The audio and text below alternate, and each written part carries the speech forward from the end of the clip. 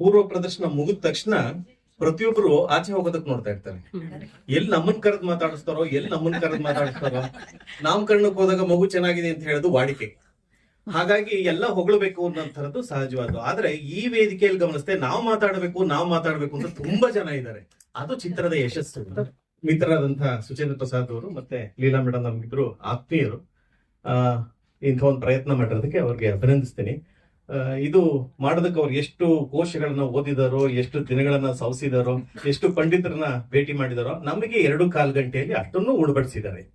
ಹಾಗಾಗಿ ನಾವೆಲ್ಲರೂ ಹೊಗಳದ್ರ ಬದಲು ಈ ಚಿತ್ರವನ್ನ 4 ಜನಕ್ಕೆ ತೋರಿಸುವಂತ ಕೆಲಸ ಮಾಡೋದು ನಮ್ಮೆಲ್ಲರ ಜವಾಬ್ದಾರಿ ಅಂತ ನನಗೆ ಅನ್ಸುತ್ತೆ. ಚಿತ್ರಕ್ಕೆ ಕಥೆ ಬೇಕು, ಆರಂಭ ಬೇಕು, ಮಧ್ಯಂತರ ಬೇಕು, ಅಂತ್ಯ ಬೇಕು ಅಂತ ನಾವು ಅನ್ಕೋತೀವಿ. ಇದರಲ್ಲಿ ಆರಂಭನೂ ಇದೆ, ಮಧ್ಯನೂ ಇದೆ, ಅಂತ್ಯನೂ ಇದೆ. ಯಾವ್ದು ಆದಿ, ಯಾವ್ದು ಅಂತ್ಯ ಅಲ್ವಾ? ಕೊನೆ ಮೊದಲಿಲ್ಲದ ಇದು. ನನಗೆ ನಮ್ಮೆಲ್ಲರ ಕುಟುಂಬದಲ್ಲಿ, ಭಾರತೀಯರ ಕುಟುಂಬದಲ್ಲಿ ಒಂದು ಹೆಸರು ಇದ್ದೇ ಇರುತ್ತೆ, ಪದ್ಮ, ಕಮಲ, ಈ ತರದ್ದು. ನಮ್ಮ ಮನೆಯಲ್ಲೂ 2 ಹೆಸರು ಇದೆ. ನಮ್ಮ ತಾಯಿ ಹೆಸರು ಕಮಲ, ನಮ್ಮ ಅಕ್ಕನ ಹೆಸರು ಪದ್ಮ. ಇಲ್ಲದೆ ಇರುವಂತ ಕುಟುಂಬ ಯಾವುದು, ಅದು ಇದರ ಮಹತ್ವವನ್ನ ಸಾರುತ್ತೆ ಅಂತ ಅನ್ಸುತ್ತೆ. ಇಂಥ ಒಂದು ಪ್ರಯತ್ನ ಮಾಡೋದು ನನ್ನಿಂದಂತೂ ಸಾಧ್ಯ ಇಲ್ಲ. ಯಾಕೆ ನನಗೊಂದು ಕಥೆ ಬೇಕು, ಕಥೆ ಹೇಳ್ಬೇಕು ಅಂದ್ರೆ ಇವ್ರು ಹೇಳಿದಾಗ ಪದ್ಮಗಂಧಿ ಮಾಡ್ತಾ ಇದ್ರಿ ಅಂದಾಗ, ಕಥೆ ಹೇಳಿ ಇಂದಾಗ ಕಥೆ ಹೇಳೋದು ಕಷ್ಟ, ನೀವು ಬಂದು ನೋಡಿ ಅಂತ ಹೇಳಿದ್ರು. ನೋಡ್ದಾಗ್ಲೇ ಗೊತ್ತಾಗಿದ್ದು ಇದು ಕತೆ ಹೇಳೋ ಚಿತ್ರ ಅಲ್ಲ, ಅನುಭವಿಸ್ಬೇಕಾದ ಚಿತ್ರ, ತಿಳ್ಕೋಬೇಕಾದಂತ ಚಿತ್ರ. ಇದನ್ನ ನಮ್ಗೆಲ್ರಿಗೂ ಉಣಬಡಿಸಂತ ಇಡೀ ತಂಡಕ್ಕೆ ನಾನು ಅಭಿನಂದನೆ ಹೇಳ್ತೀನಿ. ಧನ್ಯವಾದಗಳು.